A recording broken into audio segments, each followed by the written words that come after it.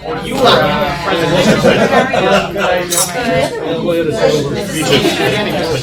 no, actually, Hi, how are you? I know what you need. You need a mailing to go out about the... yes.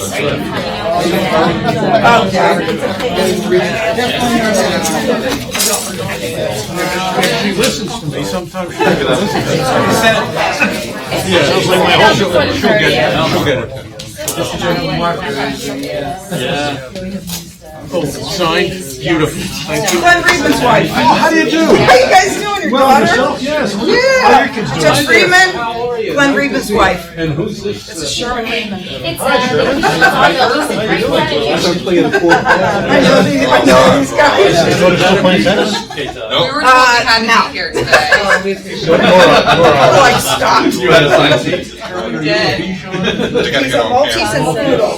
Okay, I had a Bichon and they looked so much. Hi. I go to every sale with him. And I got here. I am so Well trained. Yep. I'm the hospital. Doing bags. I'm really running around like a nut. Well, you've been a good ambassador for us, huh? Yeah, he has. He loves Actually, it. you've been a good ambassador for us. He loves it. Yeah, he loves to go with these people. Well, thanks for being here. I say, yeah, I'm here. Nice to see you. How did it went? I will.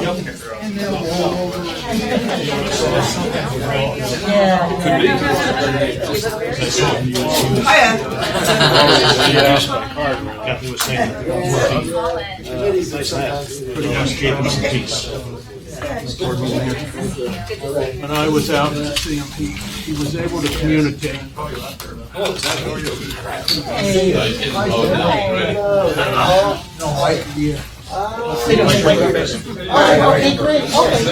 This is Sherman. He's one of the co-dogs.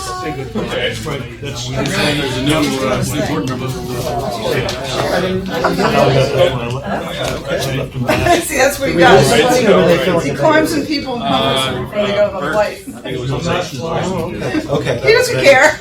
Very good. Oh, yeah. Aww.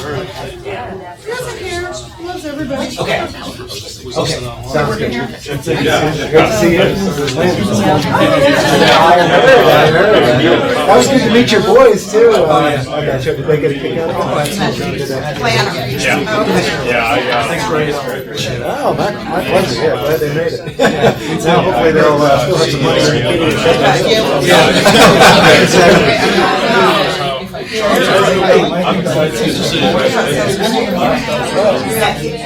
Great.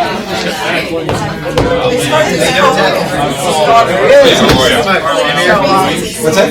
I'm here. I'm one. I gotta do what you gotta do.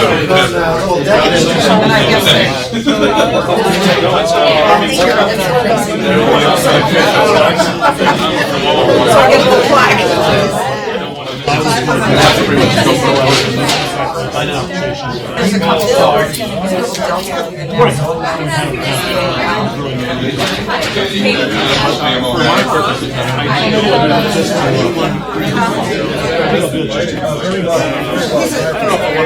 Climb right on this.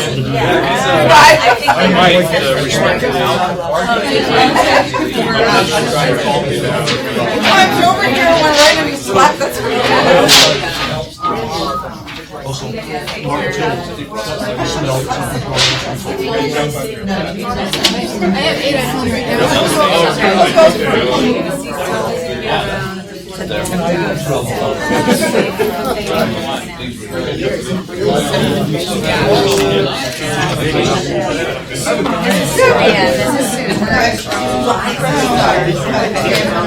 What's going on? Not too much. Good to see you.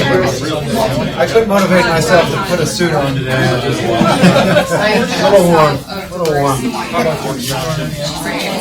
Don't you know that's required attire? Oh, God, sure.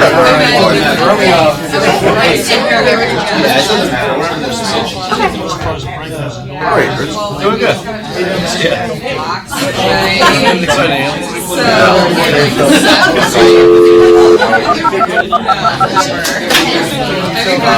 Welcome to the conference center. Enter an access code, then press pound. To enter a personal ID, press star. Anywhere particular?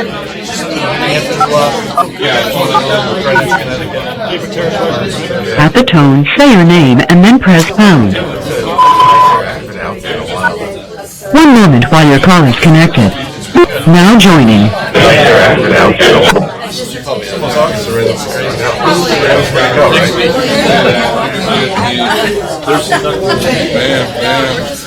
So, working hard on my 135 now for the helicopter, so that'll be a nice thing to be able to do. Got the sightseeing, in order, but really cool. I'm thinking mid-fall, yeah. I'm doing, a single pilot, multiple aircraft, single pilot. Focusing on helicopter first. My throw the airplane.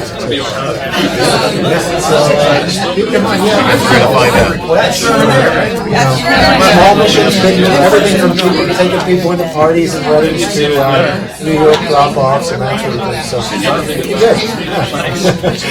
So we'll partner up on that. Absolutely. I might need to advertise.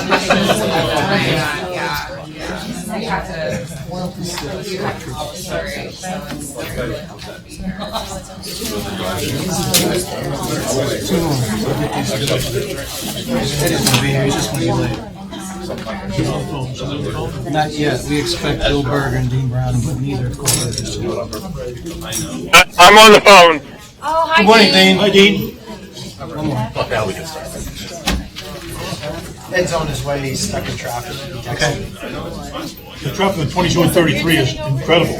Really? I wonder what's going on. There was an accident, and then PennDOT put out some construction. And also got the accident through, and PennDOT went out. As I was coming west on 22, I got right to 33 and saw the backup.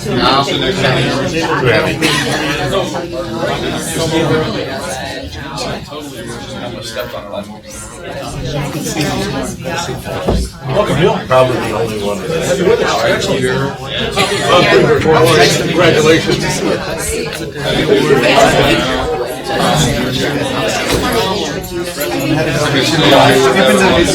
Good morning, everybody. Welcome to the July 26th meeting of the Behind Northampton Airport Authority. You all please stand for the Pledge of Allegiance. I pledge allegiance to the flag of the United States of America and to the republic for which it stands, one nation, under God, indivisible, with liberty and justice for all. Thank you. Sylvette, would you call the roll, please? Yes, sir. Now joining. Bill Berger. Hi, Bill. All right. Hey, Mike. Hi, Bill. We're doing roll call, so I'll put you down as attending. Here I am. Dean Browning, Here. John Clancy, Yes. Charles Diacon, Mike Dowd, Here. Glenn Geisinger, Present. Larry Hemberger, Neil Copeland, Here. Ed Lozano, Jeff Matskin, Ted Rosenberger, Mike Schwer, Here. Mark Troutman, Christopher Ward. Excellent. Thank you, Sylvette. Before we engage in public comment, really two matters of introduction. I'm going to turn the table over to Charles for a moment to introduce the employee and volunteer of the quarter. Thank you, Mr. Chairman. Employees and volunteers are very important to us. We believe that if we take care of our employees and volunteers, they will take care of the customer. So for the employee of the quarter for the second quarter of 2016, I would like to introduce Susan Klein. Will you stand up, please, Susan? She's a customer service agent. She has been here at the airport for 25 years. She first started working with Hertz, then she went to Midway, and she spent 16 years with Continental Airlines. Thank you for your service, Susan. Thank you very much. Thank you. Really do appreciate it. Our volunteer of the quarter, Sue Ann Reedman in Sherman, the therapy dog team. Sherman participates in our canines offering passengers encouragement. a newly formed program last year. We were very delighted to have both of them. Thank you for your service.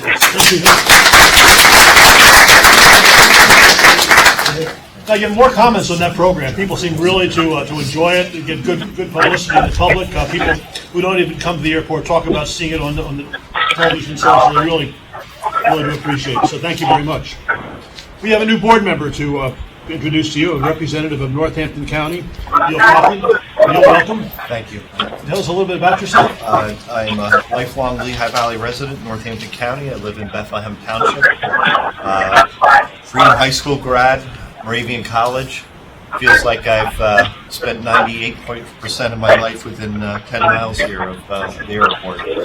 I'm a banker. I'm a regional president for a bank called People's Security Bank and Trust, located headquartered, and I'm responsible in the Lehigh Valley for the operation of the bank.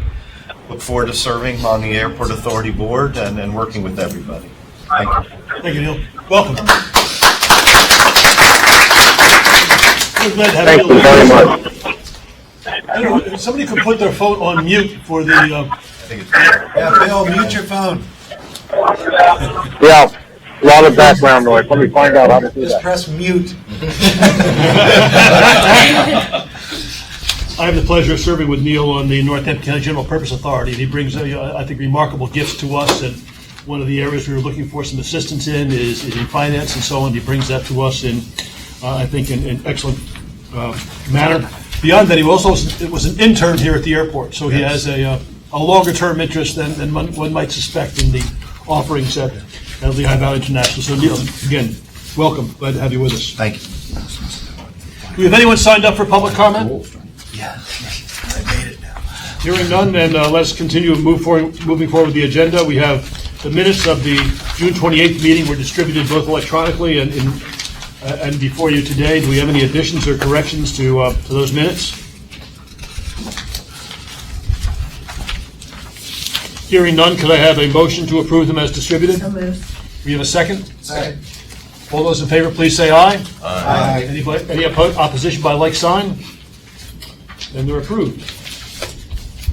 Let's move forward with the reports of committees and officers and staff, and Ann, return the program over to you. Yes, so I'm pleased to welcome our folks from BMO Harris that are here visiting. They are observing us, so please be our best behavior since they are our very good new friends. Kathleen Belden, who is the Assistant Vice President of Institutional Markets, and Katie Ashleman, who's our Vice President. Thank you for joining us. Thank you. Very glad to have you with us.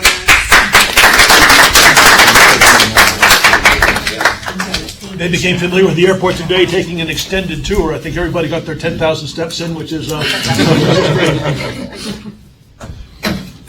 Anything else, Ann? I don't think so. All right. Then we'll turn to Todd and Dean Browning. Treasury report. Good afternoon, everyone. I'm going to talk a little bit about this month's Treasurer's report. If you refer to page 3 of your packet, you'll see the executive summary, which kind of highlights some of the key items. And we always like to refer to page 5, which kind of tells us where we are favorable and versus prior year and versus budget. But the highlights are that we are $450,000 higher than budget net income year to date, in spite of the fact that our cargo went down to 1 flight in the second quarter. We're still ahead of budget, and we also had $62,000 of unreimbursed solar impulse expenses that we're hoping to get back, but that's also reflected in the first half.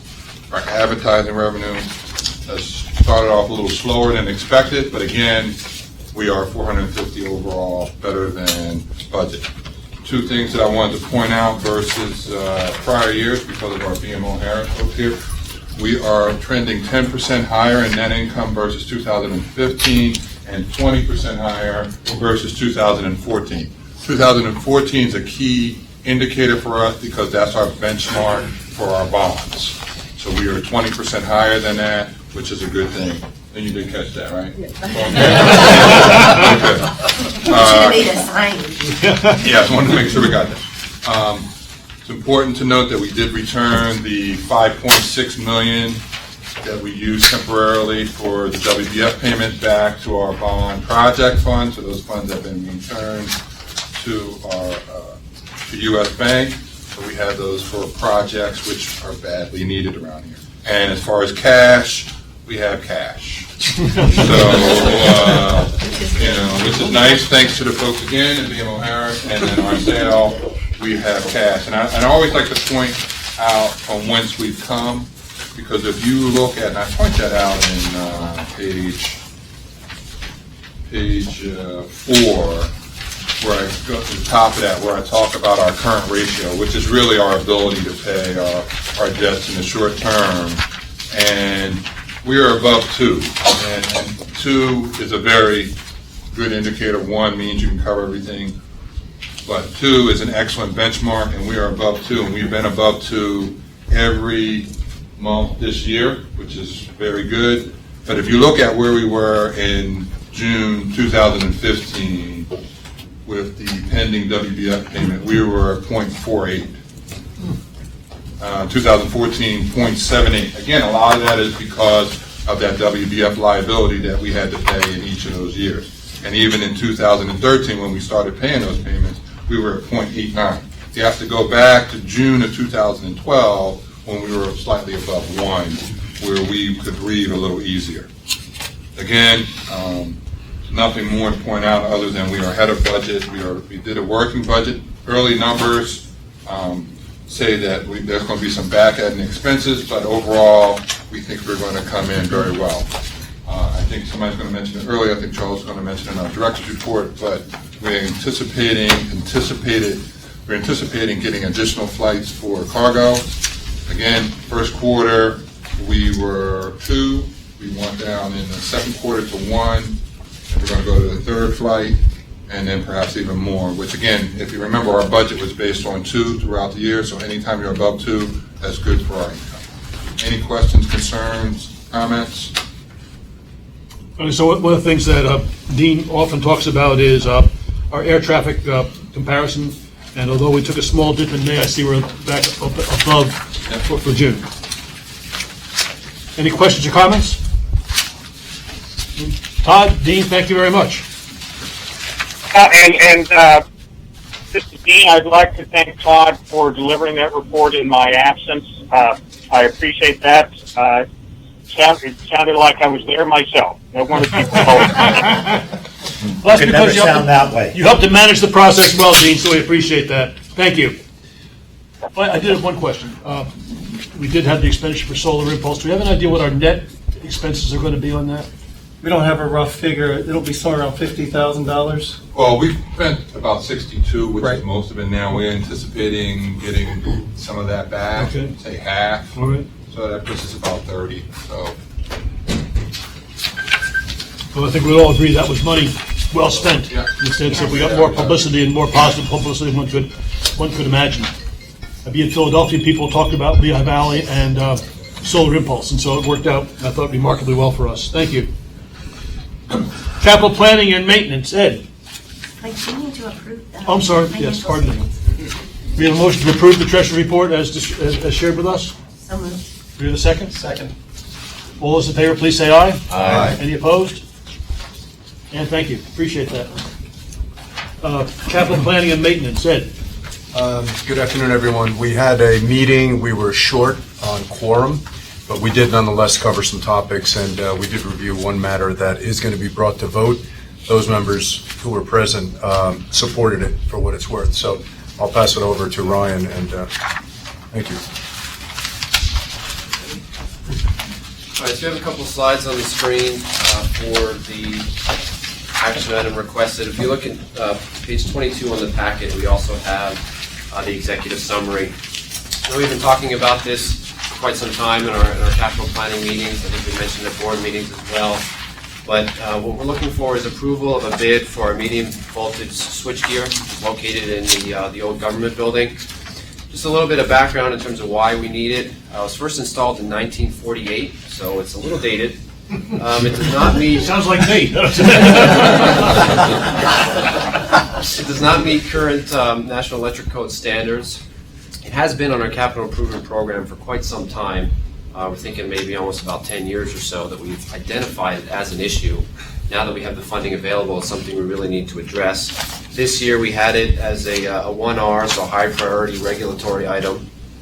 Once we looked at the numbers and did all the bidding, the estimate was about $779,000 for the construction associated with putting the gear in as well as the gear itself. We received 5 bids on July 19th, which is really good for this type of project. The low bidder was Wind Gap Electric, which was at $750,000. There was an ad alternate to move one of the electrical panels that we thought was going to be maybe about $15,000 to $20,000. Ended up being $4,500, so it's something we added to the original base. You see the breakout here. The gear itself is about $490,000, which you should also note is being funded through Tetra, our lease program, to help us with our cash flow. And the construction and installation is $264,500. So the total for the project at this point to Wind Gap Electric is $754,500. Unfortunately, as we mentioned before, there's no, other than the Tetra financing, this is all LNAA funded. We don't get federal or state funding for this type of project, which is why I think it's been held off for quite some time. But with board approval, we're looking for about a 6-month project duration. If we get started this August. So with that, we're just looking for a motion to approve the bid to Wind Gap Electric. I'm sorry, before we do that, just a question. Whenever I see bids with this much of a difference, it always raises my eyebrows a little bit as to what might be going on there. Could you help me with that? I think the highest bid was like $984. Yes, with something like this, yeah, it wasn't something we were expecting that was so drastic. When you compare some of the numbers, they just had, either their estimates were much different, or they had, a big one was like the mobilization. They had quite a big number compared to some of the others, so I think either they were looking at, depending on where they're located, that comes into play. But I think since we had 2 that were so close to each other that really knew our numbers were close, and they were under the estimate, so I think that really helped us. So we're comfortable it covers everything that has to be done and we're not missing anything. Absolutely. Okay. We have a motion. Ed, will you move that on behalf of the committee? Yep, I move that we approve this bid. Do we have a second? Second.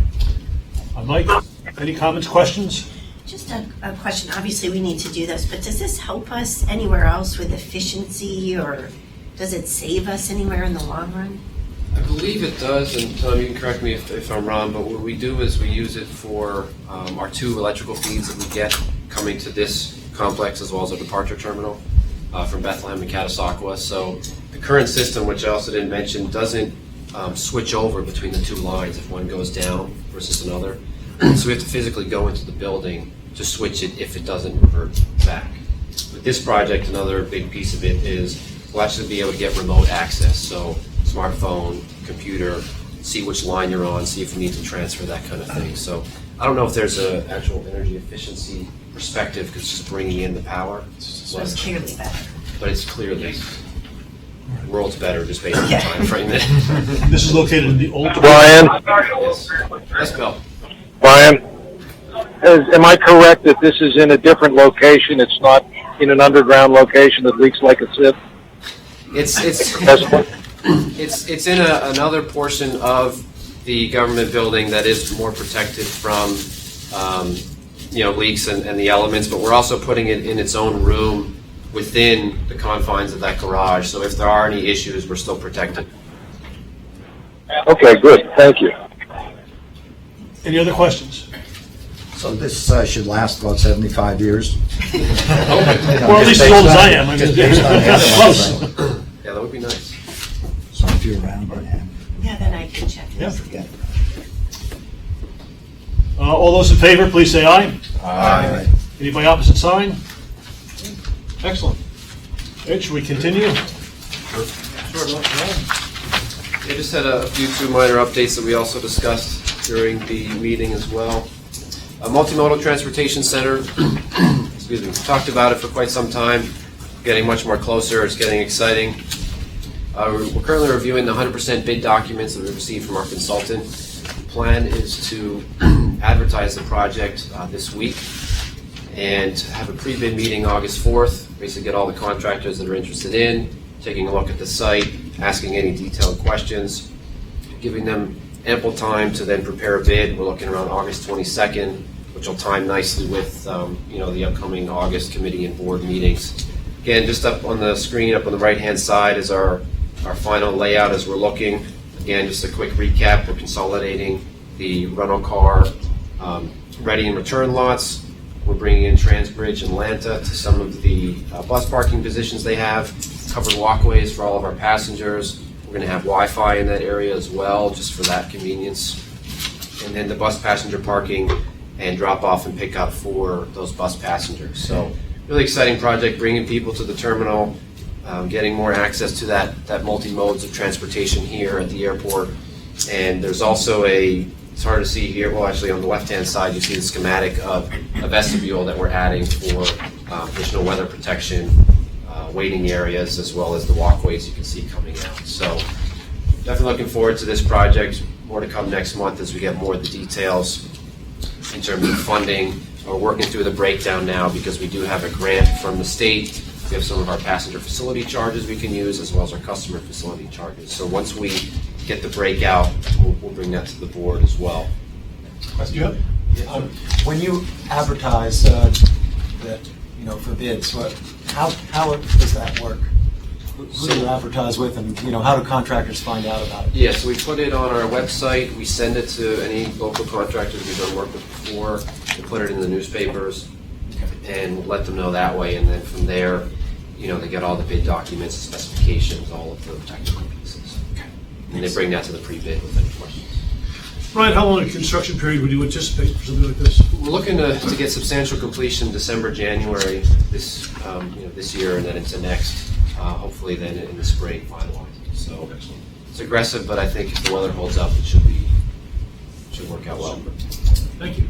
Hey Ryan, just going back to multimodal, one of the GA members after our capital planning meeting had a good question about Uber being integrated into this. Obviously it's innovative, efficient, et cetera, and part of the future.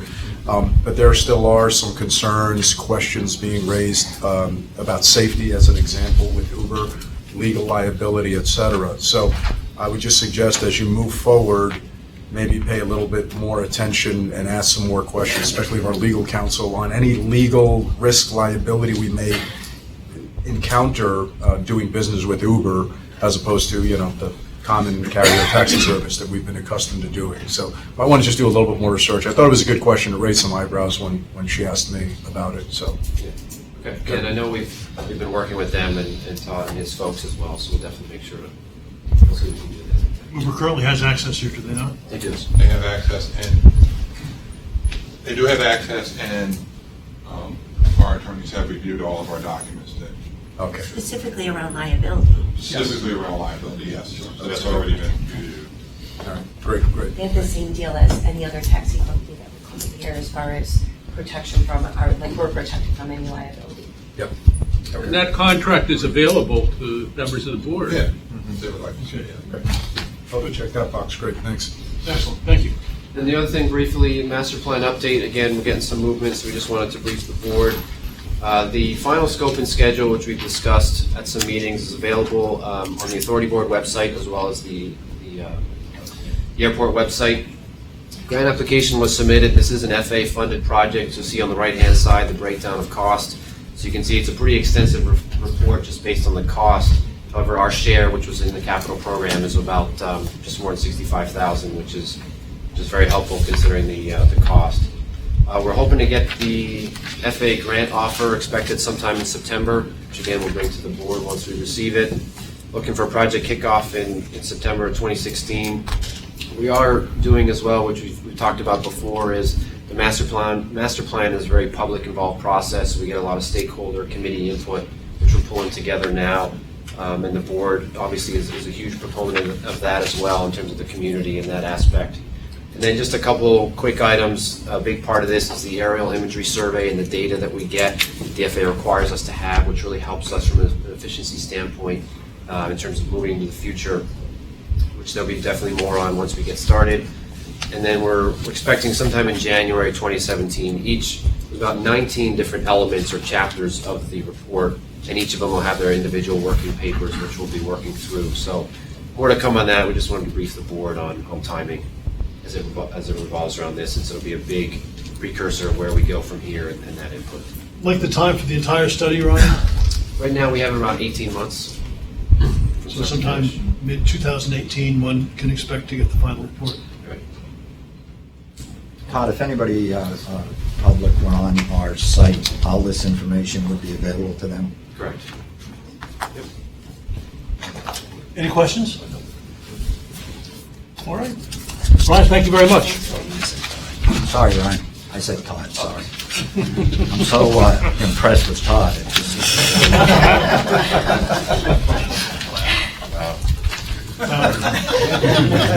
A couple things under executive committee. Let me say one of them is not on the agenda, simply as a report that tomorrow evening Charles and I will be meeting with Lehigh County Commissioners and giving the promised update both on our audit as well as kind of strategic update on the things that are going on at the airport. And Mike has been a big help in getting that organized for us, and I think it's going to be a good session. Lehigh County Commissioners have become good friends of the airport, and we're excited to do that. We're meeting with them with Northampton County on the 4th of August, I believe, is the date for a relatively similar kind of presentation. The other thing that we did discuss relative to the last time we got together with the council and commissioners was the September evening meeting, and I believe we announced the date at our last September 20th. It'll be a September meeting, but it will be. We originally thought about it being at 6 o'clock and September 20th, and but thinking more about that, 6 o'clock is a little bit early. If our goal is to get the people from the community to have a chance to participate, I think 6 o'clock is a little bit early. And so we're going to push it back to 7 o'clock to give people the opportunity to get here. We will be taking care of parking fees and so on, but we thought we'd still try to do it within the airport facility because of security and some other issues. But that's an update. Is that a regular board meeting, Mike, or just a meeting? That's a regular board meeting. And I think the discussion we had was at least once a year, if not twice a year, we'd move meetings to the evening to, I think to make it, I should say not make ourselves more transparent, but to make ourselves more available to the public. The next thing is, I believe, in your packet, page 24 in your packet, you'll see a proposed amendment to the bylaws that's been drafted by our council. I think after a lot of discussion, particularly looking at the way in which we're trying to coordinate committee meetings these days to both assist the staff as well as our volunteers, often we're finding that the business and finance and capital planning meetings are moving back to back. And it was proposed at one point to see the way we can make that a combined kind of activity. Since those two committees are provided for in our bylaws, when we revised the bylaws, we thought those are functional areas where we really should guarantee we've got some standing representation. We have to address the bylaws to accommodate a merger of the two committees. And so the judge has prepared an amendment to the bylaws that's available on page 24 in the agenda. Pursuant to our own policies, we have to introduce this today, and then it would be open for discussion and a vote at our August board meeting, 30 days subsequent. The amendment to the bylaws occurs with a 2/3 positive vote from the total membership of the Board of Governors, and that will occur on August 30th. The submission for the vote is August 30th. Sylvette will be sending out the formal notice with a copy of the proposed amendment to all members of the board. That will go out this week so as to comply with the 30-day advance requirement. Do we have any questions?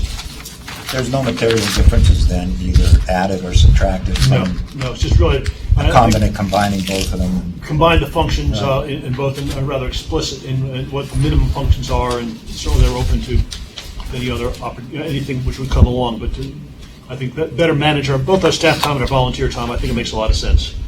So thank you very much, and thank you for your input on that, because I think it's a great move forward for us. Hey, Mike, I would just add, this is great. It makes a lot of logical sense to merge capital planning and business and finance. Might be an opportunity, and this one's a quickie, but might be an opportunity to revisit overall committee structure, because there are maybe other opportunities to streamline or to establish, not new, but, change around our committee. So I would just suggest that, maybe we can have a meeting separately after this I think that's to appropriate. discuss some of the other committees. Absolutely, I think it's appropriate. Next thing is again something which Ed's been actively involved, and I thank him for his leadership in doing this. It'll be interesting to see as our planning process moves forward, but certainly we're seeing that business opportunities and income opportunities for the airport exist well beyond simply the commercial air flights that we have. We're seeing cargo as becoming a significant positive boost for us. It's a great business opportunity. We read with interest Amazon's plan to build another 1 million square foot facility at this time in the Easton area. And I think the combination of those, Charles reported about that a little bit more, I think are phenomenal. The opportunities are tremendous, and I guess we should be very happy for buying online, but it seems to be having a salubrious impact on the airport. But the other one is the whole aspect of general aviation. And I think there's also a strategic realization that, number one, the general aviation community is a significant economic part of our community. Secondly, there's a great opportunity for us to looking at some larger aircraft coming in that capacity. And we've perhaps missed a couple of opportunities because of some state legislation which seems to impede that. But by and large, we think there's some significant opportunities for hangar building and bringing in new aircraft. As we find when we bring in new aircraft, we also find often that means that companies begin to migrate some personnel here. So I think the long-term economic impact would be tremendous for us. But this committee kind of grows out of, in part, the whole Braden discussion we had almost ad nauseum for a long, long time. And also, I think the real significant interest of members of the General Aviation Committee. And so we have created, and actually today I'm appointing the General Aviation Committee. And the committee itself, I can share the names, or we can share the names with all of you. I don't know if you want to know who they are individually at the moment. All right, I'm going to give you the list, Ed. You can introduce them. How's that?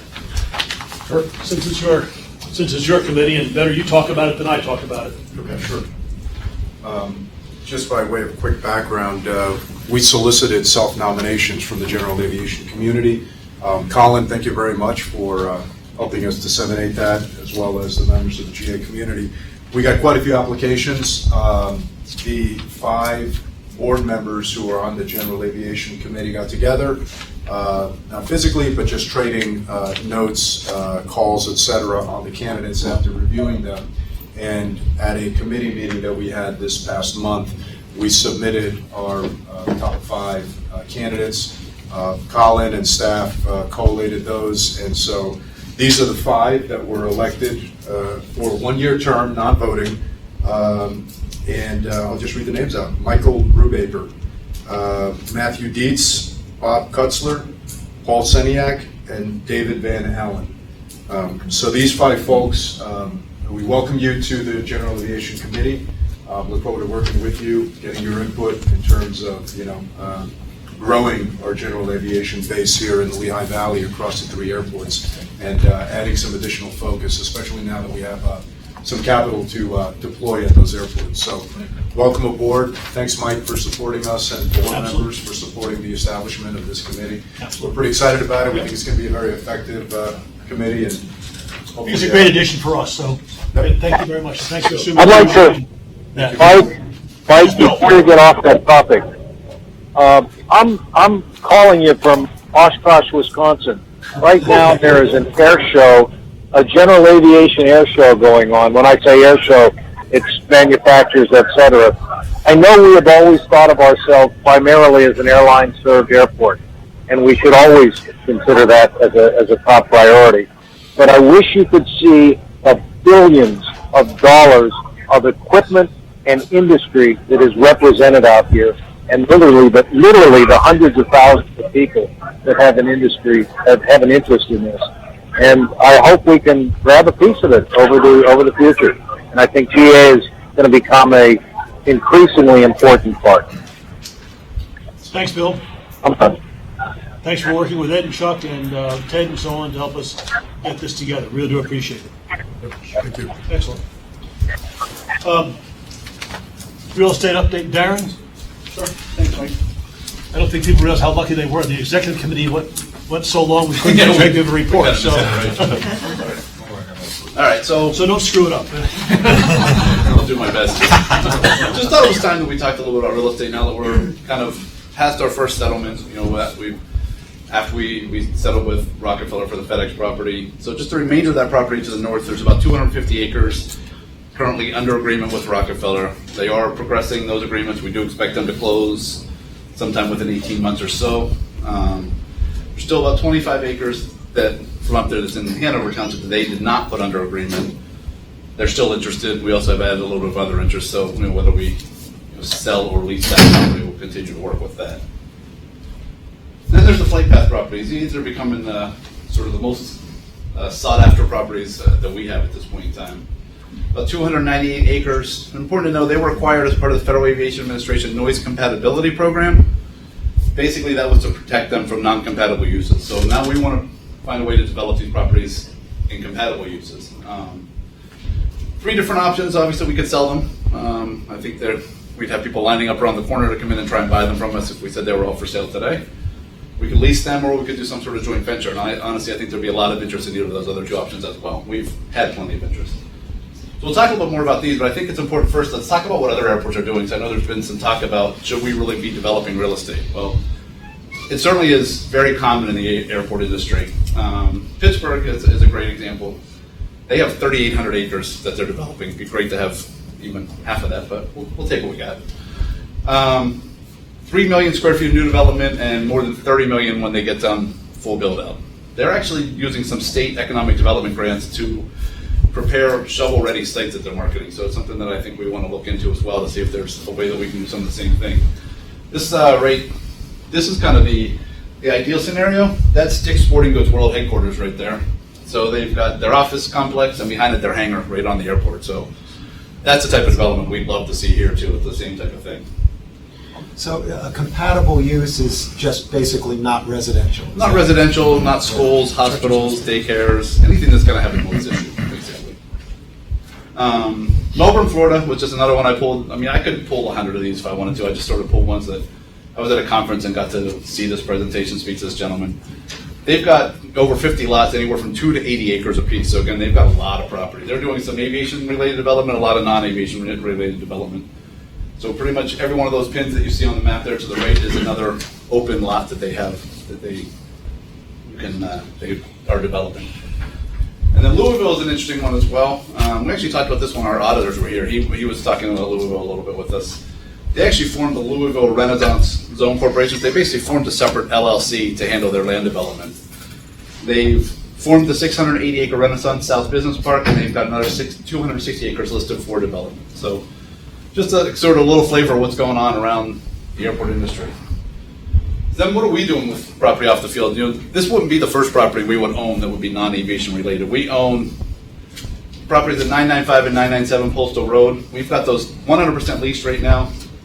The majority of the leases are either 2 years or longer, and estimated gross revenue from those buildings this year will be $425,000. So this is the type of ongoing revenue we feel like we can continue to produce if we develop some more of our properties. People's Security Bank, they leased from us. Their initial 5-year term goes till 2019. They've got 2 additional options. They made significant investment in the building. We are giving them some credit back on that, but not all of it. They, like I said, they'll have a lot of money invested in the building, and that's worth about $53,000 a year to us right now, with escalations as we go.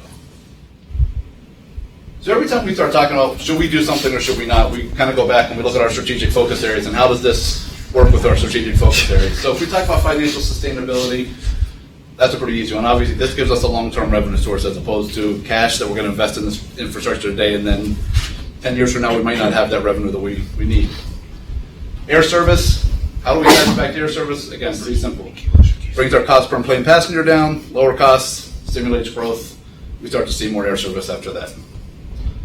Facilities and infrastructure, we know we've got facility and infrastructure needs. We are going to have to invest some cash today in it. But this is going to also give us capital as we go forward for those maintenance and repairs that we've had to defer for many years because we just have not had the money coming in to facilitate those. Organization culture and people is another one. We talk a lot internally about the fact that we need to invest more in our staff. We need to invest more in training, all those types of things. So again, just having some more cash coming in, revenue streams, gives us that opportunity. Safety and security, Tom will tell you, we get what he likes to call unfunded mandates from the TSA all the time. So again, starts to give us some funding to be able to do those. We don't have a choice when those things come in. Even if we don't have the money, we have to figure out a way to do it. So, and then customer experience. We are very focused on our customer experience here. We can give you a much better experience here today, but having some more money, there's a lot of passenger amenities that we would like to see in the terminal, things like kids play areas and lounges and things like that, that again, we haven't been able to reach because we don't have the cash. So just from our perspective, like I said, we've had a ton of interest in this property. I get calls all the time. I know Charles gets calls a lot, emails and things. I think every developer in this valley has reached out to somebody about these properties. So in order to do this and basically find the best partner for us, the best long-term solution for us, and also make sure that we're doing this in a public, transparent way, we really feel we need to take this out to an RFP process. That's really the best way for us to find out who's interested, what they may want to do, and how it fits into our plan. So we want to talk, and we've had some talks, but with several of the members of the board, I know we've got a lot of real estate expertise here. We want to make sure we leverage that to come up with the goals for the property. What is it we really want to see out of this at the end of the day? Then we also want to talk to the township, and I know, Mike, you may want to comment. I know you guys had a conversation with the folks at Hanover Township, but that may warrant some more conversation with them too, to make sure that we're on the same page with them. This is all in their township. We want to make sure that whatever we develop is something they want to see. So it certainly makes the process go a little better. And then the goal would be that we come up with an RFQP, hopefully by next month's executive committee meeting, to review with the committee, and then get that out on the street and solicit proposals from folks and bring them in and let's see what people really want to do. Because like I said, there's so much interest in it. I think we've got a lot of potential to really come up with an innovative way. 280 acres? 298 acres, yes. We've had several people approach us, like I said, saying first they want to buy it. And I've pretty much told everybody, well, we're not sure we want to sell it. So then what do you want to do with it? Well, maybe we'll lease it, but maybe is there a better way that we can do this together? Somewhere that, not just a lease, but somewhere that we might share in a little bit of risk, but also share a little bit of the upside at the end of the day. So I think we put it out there and we come up with a well-written RFQP that tells that, and then let the people tell us what the innovative way is to do this. In that request, are you going to ask for numbers from them in terms of what they expect to do, what the all the costs will be, what the returns are? I think we'll have to ask them some, at least. I mean, obviously, it's going to be tough to give anything specific without doing some serious due diligence, but I think we want to have some ballpark stuff in there. I mean, again, that's what we want to talk to board members about, is what do we want to see coming out of this RFQP? How much acreage is remaining after that 290 plus acres? Not a lot. We've got some scattered lots here and there. Well, you've got the land that's under option to Rockefeller. Well, there's 250 under option to Rockefeller, but that is under sales agreement. Like I said, we do expect that to close at some point. If they were both gone, we'd be down to 50, 60 acres around here, maybe, that potentially developable. I mean, some of it's protected flight path stuff. Some of it we can probably develop. You said you expect that to close at some point with Rockefeller. Yeah. What leads you to that conclusion, Darren? Well, just from the discussions we've had with them, and they are moving down. They're actually starting due diligence. They're going to be up doing their phase one. I think actually Friday they'll be on site to do phase one. So this is all speculative on their part. They don't have anything. I do not believe they have a. I don't know that. Okay. But I don't believe. Under their agreement, I believe, it expires in 18 months. They have 18 months from the time they signed it, plus I believe if the new appraisals come in where they were, in any case. They're obligated to buy it. I'm sorry, say that again, Mike? There were existing appraisals when the agreement was entered into. There's 18 months, I believe, left for them to exercise. The appraisals in the land, I've forgotten the exact prices, but if the new appraisals come in, I would guess at those prices or close, I believe they're obligated. Yes. Yeah, I mean, there's a couple of outs.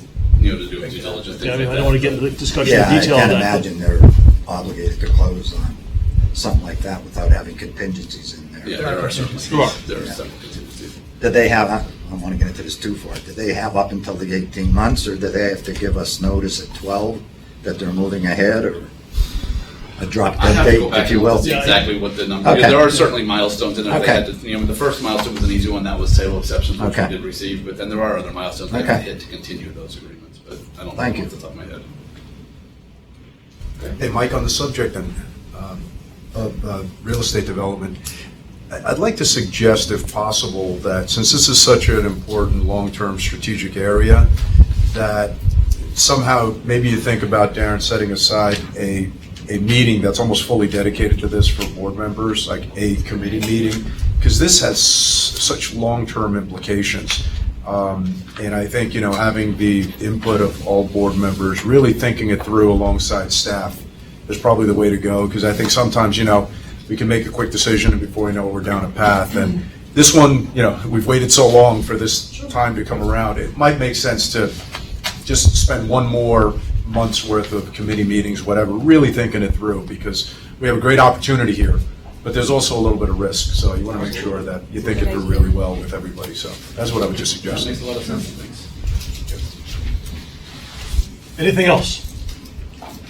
Then let me defer to Charles for an executive director's report. Thank you, sir. I'd first like to introduce Glenn Kirkon. He is our new Director of Information Systems and Technology. Please stand up. He was with the City of Newburgh as the IT manager for 12 years. We are glad to have him here.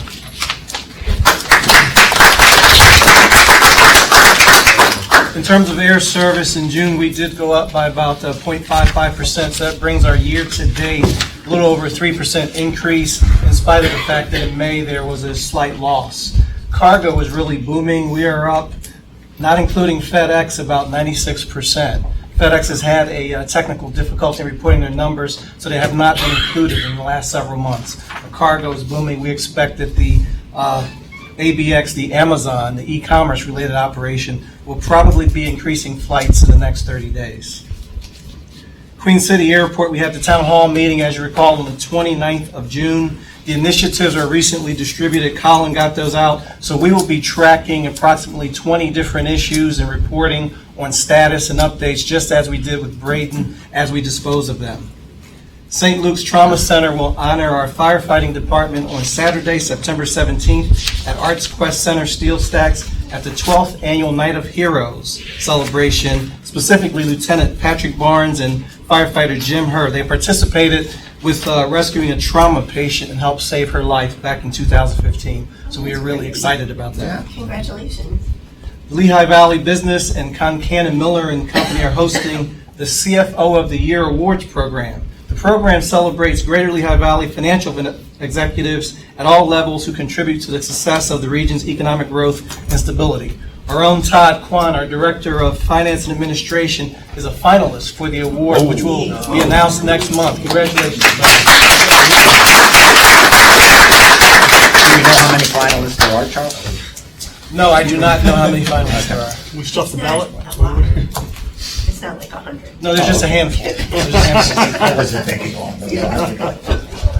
Rockefeller and FedEx will be hosting a groundbreaking next Friday on the 5th of August. As soon as we have the exact time, we will distribute that to the full board.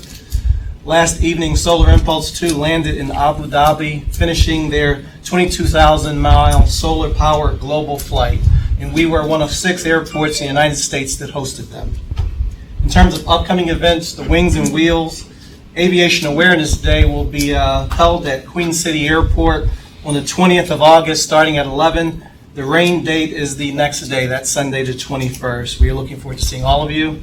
We're also hosting the polo match again this year at Braden on the 18th of September. And lastly, the Congress did authorize and the President did sign the reauthorization for the Federal Aviation Administration, so we will be receiving our entitlement monies this year. We are delighted to hear that as well. Sure. If there's any questions, I would be glad to answer them. Good stuff, Charles. Charles, yeah, I think you mentioned 3% increase year-to-date on passenger traffic. Yes. Any idea what the national average is? Last year-end 2015 was a little over 3%. And last year, we had about 10% increase, so we were 3 times the national average. I suspect that this year we will be closer to what the national average was. Okay, good. All right, great. That's good. Thank you. Darren, I have a just general question. How many tenants do we have? Wow. Yeah, I mean, there's about 110 here. 110, just approximately. At Lehigh Valley. Okay. 80 at Queen City. Okay. 20 at Braden. We have leases for all those? Yeah, some are month to month, some Yeah, are 20 okay. years. So they all very. Hey, Charles, on a separate note, thank you for the Queen City Town Hall, and I might make a suggestion that we do one here at Abe. The Braden one went extraordinarily well, Queen City went well as well. That's in fact our plan. Okay, awesome, yeah, that'd be great, thanks.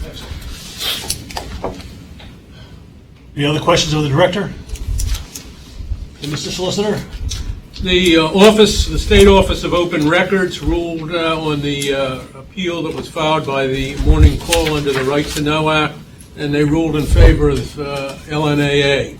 Oh, So we were successful in that matter. good, congratulations, Judge. The 35-year extension of our term of existence has been filed with the Department of State and was accepted, so we are in existence for an additional 35 years officially. Finally, the Airport Ventures condemnation matter that was filed for fees and cost. With regard to that, we are filing our answer to that petition to be filed by the end of the week, so that will then complete the pleadings phase of it, and we go on from there, I assume, to some discovery and ultimately to a hearing before Judge Verricchio in Lehigh County. Thank you. Thank you. Any other questions for this? All right. Any new business? I'm sorry, Judge, why do we need a hearing in that matter? Judge Verricchio will hear the request that has been filed by Airport Ventures for reimbursement of the attorney's fees, which they claim to have incurred in the condemnation. And the claim for the attorney's fees is very substantial. It's over $170,000. We think that that's far in excess of any reasonable claim for attorney's fees, and that will be the subject of the hearing before the judge. So we're responding to that claim, right? Absolutely. That's So the why answer. can't he look at everything and just say, okay? Because the next step after that is, since there is a difference between Judge? what they are saying and what we are answering. Is this best in executive? I think this part can be discussed in public. Since there's a difference, then the judge has to hear evidence and decide wherein the correct ruling lies. That's why there's a hearing. All right. Any other questions? And I do have one matter I'd like to discuss in executive session, so I'd ask for a motion to move into executive session. So moved.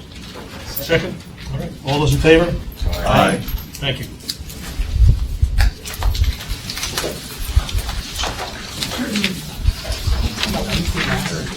So it's going to be very short. There'll be no action taken. There'll be more informative than anything else.